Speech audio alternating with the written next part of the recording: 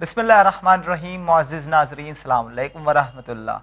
अब तमाम का खैर मकदम करता हूँ अपने प्रोग्राम कामयाबी के रास्ते में। जी हाँ नाज़रीन, चाहे वो फिनटेक कंपनी हो या इकोनॉमिक पॉलिसीज़ को बनाना, आपको पता है इन दोनों में कॉमन लिंक क्या है? वो है IIM, यानी इंडियन इंस्टीट्यूट ऑफ मैनेजमेंट। लेकिन सवाल ये उठता है, अक्सर बच्चे ये कहते हैं कि इस इंस्टीट्यूट में जाया कैसे जाए, और अगर जाना है तो दाखिला सिर्फ ग्रेजुएशन के बाद होता है या आफ्टर 12th भी जाने का कोई रास्ता मौजूद है? इन तमाम बातों पर रोशनी डालने के लिए इस वक्त हमारे साथ चैनल विन के स्टूडियो में मौजूद है प्रोफेसर SM रज़ा साहब। आइए हम उनका इस्तकबाल करते हैं। अस्सलाम वालेकुम सर। वालेकुम अस्सलाम, और तमाम स्टूडेंट और उनके पेरेंट को अस्सलाम वालेकुम। फिर से आपका वेलकम है इस प्रोग्राम में, और बड़ी अच्छी एक आज डिटेल गुफ्तगू जी कि अगर मैनेजमेंट करना है तो IIM से करना है, और IIM जाने का रास्ता क्या हो सकता है। जी सबसे पहले हम ये पूछना चाहेंगे कि इंडियन इंस्टीट्यूट ऑफ मैनेजमेंट ये है क्या, और किस तरह से इसमें पढ़ने से किसी स्टूडेंट के करियर पे एक मेजर इम्पैक्ट पड़ता है? किसी भी कोर्स को करने के लिए जब आप कुछ इंस्टीट्यूशन या यूनिवर्सिटीज़ की लिस्ट जब आप लेते हैं तो आप उसमें एक रैंकिंग भी ढूंढते हैं। बिल्कुल। जैसे यूनिवर्सिटी की रैंकिंग आप ढूंढेंगे तो आप सबसे पहले ऊपर Jawaharlal Nehru university, Delhi university, Mumbai university, Jamia Millia Islamia university, Aligarh मुस्लिम यूनिवर्सिटी, BHU, इस तरह की यूनिवर्सिटी की रैंकिंग अपनी आती है। जब मेडिकल फील्ड में जाएंगे तो एम्स दिल्ली आपको सबसे ऊपर मिलेगा। जब आप इंजीनियरिंग करने के लिए निकलेंगे तो IIT मुंबई सबसे ऊपर आपको मिलेगा। उसी तरह से अगर आपको मैनेजमेंट का कोर्स करना है और टॉप इंस्टीट्यूशंस की लिस्ट जब आप बनाएंगे तो उसमें सबसे पहला जो नाम आएगा वो IIM का आएगा। जी। तो this is premier institute for doing your masters in business administration, यानी मैनेजमेंट करने के लिए बेस्ट अगर हिंदुस्तान में कोई इंस्टीट्यूट है तो वो IIM है। जी। और इसमें पढ़ने से किस तरह से किसी स्टूडेंट के करियर पे एक बड़ा इम्पैक्ट होता है? हमेशा आप देखें, किसी भी कंपनी को रिक्रूट अगर करना है किसी प्रोफेशनल को, तो डेफिनेटली उस कंपनी की कोशिश ये होगी कि सबसे अच्छा प्रोफेशनल उसको मिले। बिल्कुल। अब सबसे अच्छा प्रोफेशनल कौन होगा? जो सबसे अच्छे कॉलेज में होगा। सबसे अच्छे कॉलेज में कैसे पहुंचेगा? सबसे बेस्ट कंपटीशन को टॉप रैंक से क्वालिफाई करेगा। तो ऐसे इंस्टीट्यूशन में अच्छे बच्चे जाते हैं। जब अच्छे बच्चों का एक ग्रुप बनता है, एक पीयर ग्रुप बनता है, तो वहाँ उनके अंदर डेवलपमेंट भी उसी तरह से होती है। तो हमेशा जब भी आप किसी भी कोर्स को करें, आपकी चॉइस होनी चाहिए कि आप हमेशा प्रीमियर इंस्टीट्यूशन में पहुँचें। देखिए, दो तरह के बच्चे जनरली आपको मिलेंगे। एक वो बच्चा होता है जो किसी कोर्स को करने के बाद 3 कंपनी में जॉब के लिए अप्लाई करता है, जैसे। और एक बच्चा ऐसा होता है जो किसी कोर्स को किसी कॉलेज से कर रहा होता है और उस कॉलेज में 3 कंपनी उसको आके ऑफर लेटर प्रोवाइड करती है। There is a huge difference in it. Huge difference. Course करने के बाद 3 कॉलेज में जाना ये एक अलग कैटेगरी है, और किसी कोर्स को ऐसी जगह से करें जहां एक साथ आपके पास 3 कंपनी के ऑफर लेटर्स हों। वहां आप सिलेक्टिव, आप चूजी हो कि आप किस कंपनी में जाएं, ना कि हर कंपनी में आपको जाने की जरूरत पड़े। तो ऐसा तभी पॉसिबल होगा जब आप बेस्ट इंस्टीट्यूट में आप पहुंचेंगे। और अगर मैनेजमेंट करना है तो इंडिया में सबसे बेहतरीन जो इंस्टीट्यूट है that is Indian institute of management, IIM। अगर आपको MBA करना है तो यहीं से करना चाहिए। जी। तो लेकिन IIM में पढ़ना और दीगर जो इंस्टीट्यूट्स है इंडिया में, वहाँ से MBA करने में, दोनों में फ़र्क क्या है? देखिए अता साहब, इसको समझना पड़ेगा, बहुत करीब से समझने की ज़रूरत है, और पेरेंट को भी मैं आपके ज़रिए समझाना चाहता हूँ। जैसे जैसे आपकी क्लास आगे बढ़ती है, शुरू में क्या होता है कि जब आप छोटी क्लास में होते हैं तो आपके पूरे करिकुलम का, पूरी स्टडी का दारोमदार आपके पेरेंट पे और उनके हेल्प पे होता है। बिल्कुल। जब आप 9वीं 10वीं में पहुँचते हैं तो अब आपका कंट्रीब्यूशन वहाँ से बढ़ने लगता है। जब आप 11th 12th में बढ़ते हैं तो आपका कंट्रीब्यूशन और ज़्यादा बढ़ता है। जब आप प्रोफेशनल कोर्सेज में जाते हैं तो 80% चीज़ें आप खुद से सीखते हैं। जहाँ इन्वायरमेंट अच्छा होता है वहाँ ढल के अच्छी तरह से अपने आप को नर्च करते हैं, आप अच्छी तरह से अपने आप को तैयार करते हैं। तो IIMs ऐसे इंस्टीट्यूट हैं जहाँ पे हिंदुस्तान का बेस्ट ब्रेन पहुँचता है। Okay, that's very good. सबकी ख्वाहिश होती है कि मुझे IIMs में जाना है, तो IIMs के लिए कैट एग्ज़ाम देना है। कैट एग्ज़ाम में ऑल ओवर इंडिया बहुत सारे बच्चे बैठते हैं, लिमिटेड सीट्स होती हैं, उनमें से बच्चे स्क्रीन किए जाते हैं और वो बच्चे पहुंचते हैं IIMs। तो अब आप देखें कि जो IIM में आपको पेयर ग्रुप मिलेगा वो कितना बेहतर होगा, और जब आपके ग्रुप अच्छे होंगे तो वहाँ पे अच्छी प्रोडक्टिव डिस्कशन होगी। आप एक दूसरे को देख के अपने अंदर और खूबियाँ डेवलप करने की कोशिश करेंगे, तो इसीलिए कहा जाता है कि जब भी आपको कोई भी प्रोफेशनल कोर्स करना है, हमेशा आप नेशनल जो इंस्टीट्यूट ऑफ नेशनल इम्पोर्टेंस है वहाँ पहुँचने की कोशिश करें। अगर मैनेजमेंट करना है तो IIMs जाएं, अगर आपको इंजीनियरिंग करना है तो IITs और NITs जाएं, अगर आपको MBBS या BDS करना है तो IIMs या जो गवर्नमेंट मेडिकल कॉलेज हैं वहाँ जाएं, और अगर आपको प्लेन कोई कोर्स करना हो लाइक BA BSc BCom करना है तो आपको कोशिश करना चाहिए कि आप सेंट्रल यूनिवर्सिटीज़ जाएं, ताकि आपको एक अच्छा पीयर ग्रुप मिले, एक अच्छा एनवायरनमेंट मिले जहां आप अपने टैलेंट को निखार सकें। जी, यानी ये मुहावरा भी है ना, a man is defined by his company. Yes, तो यानी IIMs ये वो जगह है जहाँ पे इंडिया के बेस्ट ब्रेन्स आते हैं, तो No सोचिए doubt उसकी at all. कंपनी कैसे होगी। No doubt at all. यानी वहाँ जो इंस्टीट्यूट है, वहाँ जब अच्छे बच्चे पहुँचते हैं तो जो कंपनीज होती हैं उन्हें पता है कि जो यहाँ पे स्टूडेंट आए हैं उनके अंदर पोटेंशियल है, वो बहुत टफ कंपटीशन को क्वालिफाई करके आए हैं। आने के बाद एक अच्छे ग्रुप में उन्होंने अपनी पढ़ाई की है और वहाँ से भी आगे निकलने की कोशिश किया है, तो उनके अंदर सब्जेक्ट की इन डेप्थ नॉलेज होती है। तो ऐसे जगहों पे कंपनी सबसे पहले पहुँचती है और रिक्रूटमेंट सबसे पहले होता है। तो इसीलिए हमेशा सलाह दी जाती है कि जब भी आपको कोई कोर्स करना है तो आपको एक बेस्ट इंस्टीट्यूट से करना है। ज़िंदगी की बात यही है कमोबेश, हर चीज़ में आपको बेहतर चाहिए। बेस्ट भाई खाना है तो बेहतर खाना चाहिए, पहनना है तो बेहतर कपड़ा चाहिए, कहीं घूमने जाना है तो बेहतर जगह होनी चाहिए, तो पढ़ना भी है तो बेहतर इंस्टीट्यूट होना तो चाहिए। पूरी जिंदगी की सवाल है। पूरी ज़िंदगी का सवाल है, तो बेहतर से ही आपको आपकी ज़िंदगी में बेहतरी आएगी। तो हमेशा ये ध्यान रखें कि जब भी आपको कोर्स करना हो तो आप प्रीमियर इंस्टीट्यूशन के लिए अपने आप को तैयार करें। और आज जैसे हम लोग देखा होगा, आपने प्रोग्राम आ रहा है जो सिविल सर्विसेज के जो एस्पिरेंट है उनसे भी जो बात चल रही थी वो ये चल रही थी कि जब इंसान कोशिश करता है अच्छा पाने की, तो ज़रूरी नहीं कि जिस वक्त आप कोशिश कर रहे हैं उसी वक्त वो चीज़ आपको मिल जाए। बिल्कुल। लेकिन जितना टाइम आपने इन्वेस्ट किया है वो टाइम कहीं ना कहीं आपके नॉलेज के साथ आगे वापस आपको कुछ ना कुछ करेगा जी। वो एक तरह से टाइम का आपका इन्वेस्टमेंट है। जो नॉलेज आप गेन कर रहे हैं वो कहीं ना कहीं नॉलेज आपकी रिफ्लेक्ट होगी। तो कभी कभी अगर आपको एक अटैम्प्ट में प्रीमियर इंस्टीट्यूशन नहीं मिलता है तो मुझे लगता है कि अपनी गलतियों पे काम करके पहुंचना है तो वहीं पहुंचना है। यानी failures are the key towards success. 100% एकदम। आप अपनी गलतियों से सीखें। बिल्कुल। गलतियां किस इंसान से गलती नहीं होती है, कोई भी जी। दुनिया में इंसान एक्यूरेट नहीं है, परफेक्ट नहीं है, सबके अंदर कुछ ना कुछ कमी है। लेकिन अक्लमंद इंसान कौन है? जो अपनी गलतियों से कुछ सीखे और वो गलतियां दोबारा लाइफ में ना करे, पीछे की गलतियों को दोहराए नहीं और अपनी एनर्जी को लगा के लगातार कोशिश करता रहे। और लगातार कोशिश होगी तो मुझे तो नहीं लगता है कि कामयाबी ना मिले, कामयाबी इंशाल्लाह जरूर मिलेगी। यानी hard work beats talent when talent doesn't work hard. Yes. अब का ज़माना देखें, मैं तो ये मान के चलता हूं कि आज की जनरेशन में हर बच्चा टैलेंटेड है। बेशक। मैं ऐसे पूछता हूं, आपको उसका टैलेंट अगर सब्जेक्ट में दिखाई नहीं दे रहा है तो आप 5 बच्चों को कहीं से पकड़ लें, किसी क्लास के पकड़ लें, एक क्लास के 5 स्कूल से 5 बच्चों को पकड़ लें। मैं कह रहा हूं कि क्लास में सबसे पीछे रैंक वाले बच्चों को पकड़ लें, 5 बच्चों को एक इलेक्ट्रॉनिक गैजेट दे दें आप और उसमें कोई प्रोग्राम आप सर्च करने के लिए बोलें। देखें 5 एक साथ एक वक्त में प्रोग्राम सर्च करके दिखाएंगे टैलेंट है या नहीं है। जी। तो टैलेंट है, टैलेंट ना तो कह ही नहीं सकते। परवरदिगार ने इंसान को किसी मकसद से बनाया तो वो टैलेंट है। बस क्या है, उस टैलेंट को प्रॉपर पहचानना है और उसको मोटिवेट करके आगे बढ़ाने की कोशिश, उसे शेप देना है। शेप देना है। बिल्कुल जी। और यहाँ पे एक मिथ है कि IIMs में या MBA वगैरह कोर्सेज में जो है ओनली आफ्टर ग्रेजुएशन जो है दाखिला लिया जा सकता है, तो इस पर आपका क्या कहना है?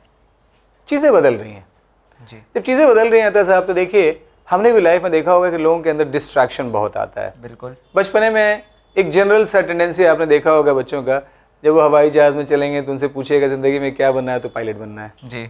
कभी अगर उनकी तबीयत खराब हो गई, किसी डॉक्टर के पास गए, जब वो आए तो आपने पूछा कि क्या बनना है, तो मुझे डॉक्टर बनना है। जी। तो ज़िंदगी में उनके व्यूज़ जैसे बचपने में चेंज होती है, ये हैबिट कहीं ना कहीं आगे जाके भी इंसान के अंदर, वो बच्चों के अंदर, स्टूडेंट के अंदर 11th-12th में भी जाके कहीं ना कहीं परसिस्ट करती है। जी। तो इन चीज़ों से बाहर निकालने के लिए अब गवर्नमेंट ने नए नए कोर्सेज लॉन्च किए। पहले क्या होता था, अगर आपको MBA करना है तो एटलीस्ट आपको ग्रेजुएट होना है। अब graduation science, commerce, humanities, engineering, medical, veterinary science, किसी भी फील्ड से आप ग्रेजुएट होने चाहिए। जी। तो आप फिर IIMs का कैट कॉमन एडमिशन टेस्ट का आप उसको फेस करें और जो रैंकिंग आती है, मेरिट आती है, उसके अकॉर्डिंग आप वहाँ एडमिशन लें। लेकिन क्या पता, मैंने 12th के बाद ग्रेजुएशन करना शुरू किया और फर्स्ट ईयर में सोचा है कि मुझे IIM जाना है, सेकंड ईयर में मेरी थॉट प्रोसेस मेरा चेंज हो गया। तो उस वक्त तो क्या किया जाए? तो उस वक्त हम कहीं ना कहीं लड़खड़ाहट हमारे अंदर होगी। तो जब लड़खड़ाहट होगी तो जो हमारा एक पर्टिकुलर पॉइंट होगा हम उससे कहीं ना कहीं डेविएट तो हो जाएंगे। तो टैलेंट होने के बावजूद भी हम कहीं ना कहीं डिस्ट्रैक्शन का शिकार हो जाएंगे। तो इन चीज़ों से बचने के लिए गवर्नमेंट ने क्या किया कि अब 12th के बाद ही इस तरह के कोर्स लॉन्च किए। यानी अगर आपको MBA करना है तो अब आपको ग्रेजुएशन का इंतजार नहीं करना है। ग्रेजुएशन के बाद एक ऑप्शन तो आपके पास खुला हुआ है जी। 12th के बाद 5 साल का इंटीग्रेटेड प्रोग्राम गवर्नमेंट ने बहुत सारी यूनिवर्सिटीज़ में लॉन्च किया है। और ये प्रोग्राम पहले 2 IIMs ने शुरू किया था, IIM Rohtak and IIM Indore. अब IIM जम्मू और IIM रांची और IIM बोधगया, ये इन तीनों ने भी इस कोर्स को लॉन्च किया है। तो तकरीबन 5 IIMs हैं जो 12th के बाद 5 साल का इंटीग्रेटेड प्रोग्राम इन मैनेजमेंट इस तरह से प्रोवाइड करते हैं। और वो 5 साल का प्रोग्राम इस तरह से डिज़ाइन किया गया है कि वो प्रोग्राम है BBA प्लस MBA का। यानी अगर आपने दाखिला लिया तो 5 साल के बाद आपके पास BBA प्लस MBA की डिग्री होगी, integrated degree. Yes, integrated degree होगी। और इंटीग्रेटेड प्रोग्राम्स बहुत सारे फील्ड में आने लगे हैं। जैसे देखें आप, अगर आपको स्कूल का टीचर बनना आता साहब, क्या रास्ता है आपके पास? आप ग्रेजुएशन करें, उसके बाद B.Ed करें जी। और B.Ed करने के बाद तो आपके पास CTET का एग्ज़ाम होता है और उसके बाद आप टीचिंग कर सकते हैं। यानी 3 साल ग्रेजुएशन के बाद अब अगर मेरा जहन बदल गया कि नहीं मुझे बैंक की तरफ जाना है, मुझे टीचिंग की तरफ नहीं जाना, तो फिर डिस्ट्रैक्शन वहाँ पे जी। अब मैंने अगर 12th के बाद सोचा है कि मुझे टीचर बनना है तो 5 साल का BSc B.Ed, BCom B.Ed, BA B.Ed का प्रोग्राम, कंबाइंड प्रोग्राम। यस, वहाँ भी कंबाइंड प्रोग्राम आ गया है। उसी तरह से पहले क्या होता था, इंजीनियरिंग में 4 साल की B.Tech, 2 साल की M.Tech, अब 5 साल का integrated programme B.Tech plus M.Tech भी लॉन्च हो चुका है। तो इस तरह के इंटीग्रेटेड प्रोग्राम्स भी लॉन्च किए जा रहे हैं जिसमें आपके नंबर ऑफ ईयर भी बचेंगे। और अगर आपने शुरू में तहिया कर लिया है कि आपको ये कोर्स करना है तो आपके लिए सीधा रास्ता होगा, उस कोर्स को शुरू करें और बेहतरीन प्रोफेशनल बन के निकले। यानी गवर्नमेंट खुद चाहती है कि बच्चे का ध्यान कहीं ना भटे। डेफिनेटली, अगर ध्यान बटेगा तो आपकी एनर्जी डिस्ट्रीब्यूट होगी जी। तो उससे बचने के लिए इस तरह के कोर्सेज लॉन्च किए गए। तो इस इंटीग्रेटेड प्रोग्राम में एंटर करने के लिए कोई एंट्रेंस टेस्ट वगैरह? बेहतरीन सवाल। और सबसे पहले तो देखें कि इस एंट्रेंस को, जैसे मैंने बताया कि मैनेजमेंट किसी भी स्ट्रीम का बच्चा कर सकता है जी। यानी कॉमर्स का भी कर सकता है, साइंस एंड ह्यूमैनिटीज़, तीनों स्ट्रीम से आप जा सकते हैं। ये 5 जो मैंने आपको IIMs बताए, इन 5 में जाने के लिए अलग से एंट्रेंस एग्जामिनेशन है। वो एंट्रेंस एग्जामिनेशन जस्ट 12th के बाद होगा। फॉर्म आप फिल करेंगे, एंट्रेंस एग्जामिनेशन को फेस करेंगे, अच्छी रैंक लाएंगे। अच्छी रैंक लाने के बाद ये IIMs आपको 5 साल का इंटीग्रेटेड प्रोग्राम ऑफर करेंगे और इस इंटीग्रेटेड प्रोग्राम को करके आप बेहतरीन मैनेजमेंट का कोर्स करके आप निकल सकते हैं। इसमें एक चीज़ और बड़ी अच्छी, इस प्रोग्राम को शुरू करने के पहले आपसे गुफ्तगू जो मेरी हो रही थी, आपने पूछा कि अगर हमने बीच में रोका तो क्या होगा।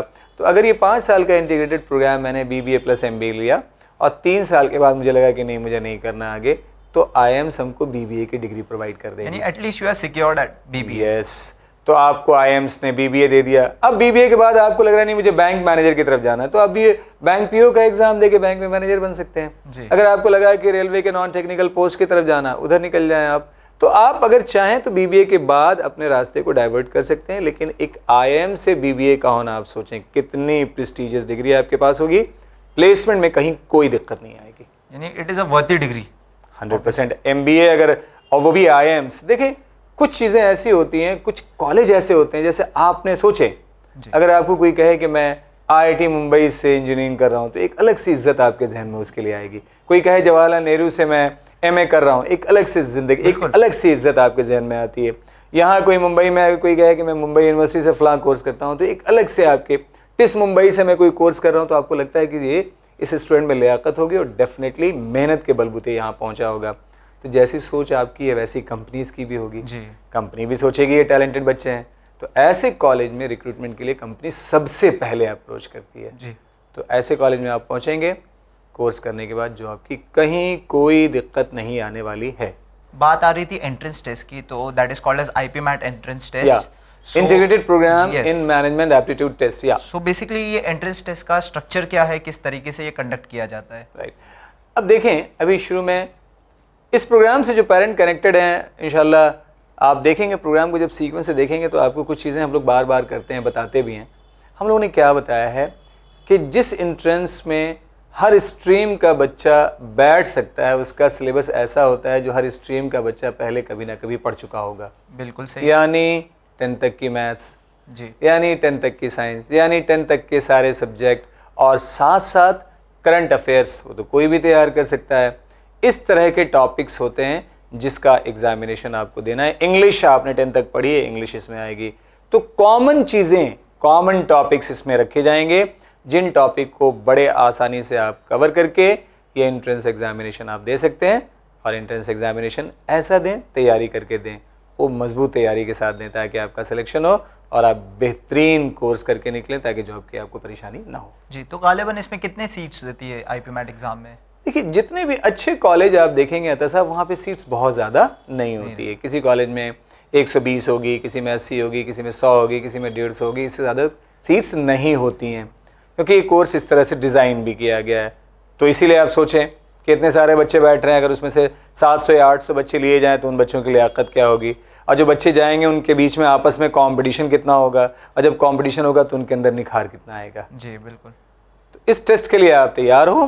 12th तक का आप जो आपने 12th किया, 10th तक की सारी चीज़ें अच्छे से पढ़ लें। Mental ability and reasoning, English ख़ास तौर से अपनी अच्छी रखें, इंशाल्लाह उम्मीद करता हूँ। और साथ साथ जो मैं सिविल सर्विसेज के एस्पिरेंट की जो बात कर रहा था, साइम रज़ा एंड अदील मोहसिन की, उन्होंने बार बार एक चीज़ पे, और हम लोग भी इस प्रोग्राम में बोलते हैं जी, प्रीवियस ईयर का पेपर, जब तक आप पेपर देखेंगे नहीं, आपको पता नहीं चलेगा कि किस तरह के क्वेश्चंस आते हैं। और आप तैयारी तो करेंगे, लेकिन वो smart work, according to you, वो स्मार्ट वर्क नहीं होगा। जाना होगा कहीं और दौड़ लगा रहे होंगे कहीं और। देखिए, एक छोटा सा एग्जांपल दे रहा हूँ। मुझे आपकी तरफ 100 मीटर दौड़ना है जी, टारगेट आप हैं, आपकी तरफ मुझे 100 मीटर दौड़ना है, और मैंने आपकी तरफ 100 मीटर दौड़ लगाया, आपकी तरफ लगाया।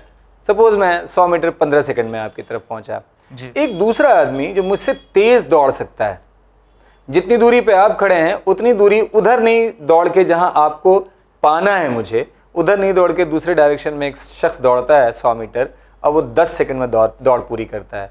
और मुझे आपकी तरफ टारगेट दिया गया है और मैं अपनी दौड़ 15 सेकंड में पूरी कर रहा हूँ। मैंने टाइम ज़्यादा लिया, लेकिन ये बताएं कि विनर कौन होगा? ऑब्वियसली मैं ही होऊंगा। क्यों? क्योंकि मैंने टारगेट की तरफ दौड़ लगाया है। तो कभी कभी हमारे अंदर टैलेंट होता है, लेकिन हम उस टैलेंट को टारगेटेड, अपने टारगेट की तरफ नहीं लगा के कहीं ना कहीं अनजस्टिस कर रहे होते हैं। बिल्कुल सही। तो पेपर का पैटर्न एकदम to the point, time fix है, टाइम ज़्यादा नहीं है, याद रखेंगे, बहुत स्मार्टली टाइम को यूज़ करना है। प्रीवियस ईयर के 8-10 साल के पेपर को आप एनालिसिस करें, देखें कि किस तरह से क्वेश्चंस पूछे जाते हैं, उसके अकॉर्डिंग अपने सब्जेक्ट को तैयार करें। जब इस अक्लमंदी से आप तैयार होंगे तो इंशाल्लाह कामयाब ज़रूर होंगे। जी बिल्कुल। और यहाँ पे मुझे मौला अली का कॉल याद आ रहा है। वो अक्सर कहते हैं कि वक्त को अरेंज करें ताकि ज़िंदगी में आप कामयाबी हासिल करें। यस, ये it is an astounding word कि अपनी ज़िंदगी में अरेंजमेंट होना, इट इज़ एब्सोल्युटली। घर में आप ये बताएं 10 चीज़ें हैं आपके ड्राइंग रूम में बेतरतीब रखी हुई हैं, तो घर का नक्शा बिगड़ा हुआ लगता है। बिल्कुल। लेकिन 10 की जगह पे 5 चीज़ों और तरतीब से रखी हो तो घर में एक रौनक होती है, एक खूबसूरती पैदा हो। खूबसूरती पैदा होती है। तरतीब का होना बेहद बेहद ज़रूरी है। हर जगह सिस्टमेटिक होना बहुत ज़रूरी है। जो लोग सिस्टमेटिक होते हैं उन्हीं की पहचान भी होती है, उन्हीं की इज्जत भी होती है, वही चीज़ों को समझ भी पाते हैं और वही दूसरों से आगे भी रहते हैं। यानी किसी भी एंट्रेंस एग्जाम हो उसमें time management, it is that most important thing. क्यों नहीं, एकदम। और कहा ही गया कि अगर वक्त की कीमत आपने नहीं समझी तो फिर वक्त आपकी कीमत कहाँ कराएगा। बेशक बेशक। तो जो बेशकीमती चीज़ है उसको ऐसे गंवाएं नहीं। फिर से अपनी बात रख रहा हूँ, टारगेट को पहचानें, जाना किधर है ये पता करें, जिधर जाना है पूरी एनर्जी से दौड़ उधर ही लगाएं। ऐसा ना हो कि एनर्जी डबल आप लगा दें और दौड़ना जिधर हो उधर ना दौड़ के दूसरे जानिब आप दौड़ रहे हो, जी। तो मंजिल पे कभी भी आप नहीं पहुँचेंगे। और मैं जब शुरू में जब ये प्रोग्राम कर रहा था कामयाबी के रास्ते, तो मैं एक बड़ा सटीक एग्जाम्पल बार बार देता था कि ये बताएं कि अगर मैं घर से, सोचें आप, घर से जब मैंने पहला कदम अगर आज निकाला होगा, जैसे सुबह मैं दिल्ली से चला यहाँ के लिए, बॉम्बे के लिए, और मैं सुबह 3:30 बजे निकला क्योंकि मेरी 7 बजे फ़्लाइट थी। तो आप ये बताएं कि घर से जब मैंने पहला कदम निकाला तो मुझे अपनी मंजिल का पता था या नहीं था? ऑब्वियसली।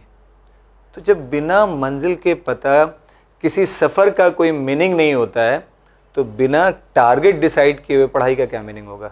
जी। तो टारगेट आपको पता होना चाहिए। तो ज़िंदगी का दारोमदार है। दारोमदार है, तो वक्त की अहमियत को पहचानिए। जी। और यहाँ पे हो सकता है जब तक ये प्रोग्राम एयर हो, 12th के रिजल्ट जो है डिक्लेयर हो चुके हो, तो वो बच्चे जो 12th के रिजल्ट्स के बाद हो सकता है थोड़े चिल आउट हो गए हो, तो उनके लिए आप क्या कहना चाहोगे इस एग्ज़ाम के प्रिपरेशन के लिए? कभी भी नहीं, आप ध्यान रखें ऐसा ना हो कि चिल आउट जैसे खरगोश हो गया था, दौड़ा कछुए से आगे और जाके सो गया और कछुआ आराम आराम से चलते चलते उससे रेस जीत गया। जी। कंसिस्टेंसी को कभी खोना नहीं है। एक चीज़ और आप बताएं, कोई काम आप कर रहे हो उसमें परफेक्ट हो, थोड़े दिन प्रैक्टिस छोड़िए, देखिएगा परफेक्टनेस में कमी आएगी आपके। Even the greatest batsman needs कोई भी हो, यस। अगर आपने कंसिस्टेंसी तोड़ी तो जो आपके अंदर मोमेंटम होगा वो कहीं ना कहीं फॉल तो करेगा। अब महसूस करें आपका मोमेंटम फॉल हुआ और किसी ने उस कंसिस्टेंसी को बरकरार रखा तो उसका मोमेंटम आपसे ज़्यादा होगा, और ज़्यादा होगा तो वही आगे निकलेगा, आप पीछे छूटेंगे। तो कंसिस्टेंसी ज़रूरी है। राइट। अब यहाँ पेपर का पैटर्न आप पूछ रहे थे तो उसको मैं बता दूं। पेपर का पैटर्न बता रहा हूँ। पेपर में 3 सेक्शन होंगे। पहले सेक्शन में 25 क्वेश्चन होंगे, 40 मिनट आपको मिलेंगे। अगेन फिर दूसरा सेक्शन होगा जिसमें 25 क्वेश्चन होंगे, उसके लिए भी 40 मिनट मिलेंगे। और तीसरा सेक्शन अगेन आपका 50 क्वेश्चन का होगा, लेकिन उसमें 40 मिनट मिलेंगे। तो पहले सेक्शन में 25 क्वेश्चन 40 मिनट, दूसरे सेक्शन में 25 क्वेश्चन 40 मिनट, तीसरे सेक्शन में 50 क्वेश्चन और 40 मिनट, 120 मिनट। और 100 क्वेश्चन पर क्वेश्चन, यानी एक क्वेश्चन को करेक्ट करने पे 4 नंबर आपको मिलेंगे, और अगर आपने मिस्टेक की तो 1 नंबर माइनस होंगे। एक नोटिसेबल पैटर्न यहाँ पे देखा गया कि क्वेश्चंस की इंटेंसिटी तो रेज हो रही है लेकिन वक्त सेम रह रहा है। वक्त सेम रह रहा है। तो यहाँ पे स्पीड जी, एंड क्योंकि नेगेटिव मार्किंग है इसलिए एक्यूरेसी। और स्पीड एंड एक्यूरेसी कैसे आएगी? रेगुलर प्रैक्टिस है। फिर वही बात आई आपकी, प्रैक्टिस अगर आपने छोड़ा तो आप फ्रेज से बाहर हो जाएंगे। जी। और यहाँ पे वक्त आ गया हमारे व्यूअर्स जो क्वेश्चन भेजते हैं। कट ऑफ के बारे में आप पूछ रहे थे, तो 400 नंबर में आप मान लें 300 या अगर उससे ज़्यादा नंबर अगर आप लाते हैं तो आप एक सेफर जोन में होंगे। और वैसे टेक्निकली मैं बताऊं कि किसी भी इंट्रेंस में कभी भी कट ऑफ को फिक्स नहीं किया जा सकता, क्योंकि जब बच्चे अच्छे बैठते हैं तो कट ऑफ अपने आप राइज कर जाती है।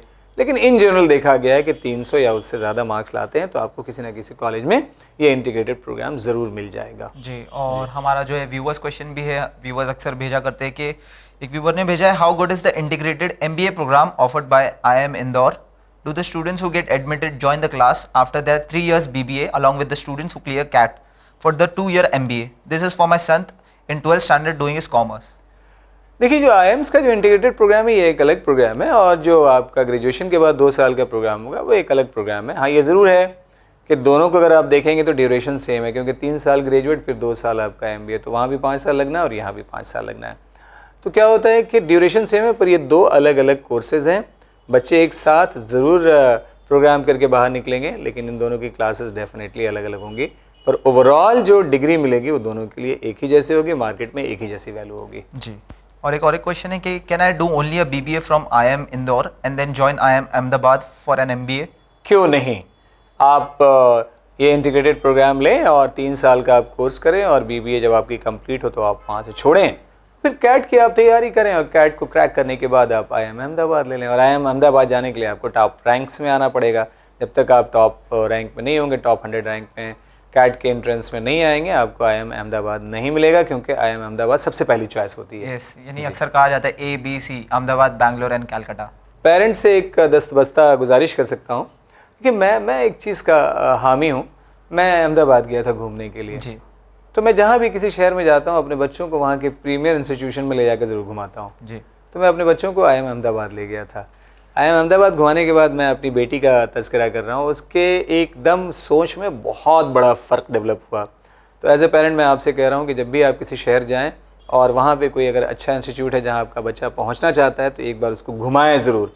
बहुत सारे ख़यालात उसके जहन में डेवलप होंगे, इंशाल्लाह फिर वो इंथुजियास्टिक भी होगा और मेहनत भी करेगा। और एक लास्ट क्वेश्चन, बरादर अजीज़ ने काफ़ी इल्तिजा किया इस क्वेश्चन के लिए कि which university is best for MSc psychology और MA in psychology?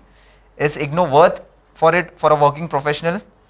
Because it will be tough for going with a regular degree and after completing the masters in psychology where one can do jobs, and how can we open our own venture?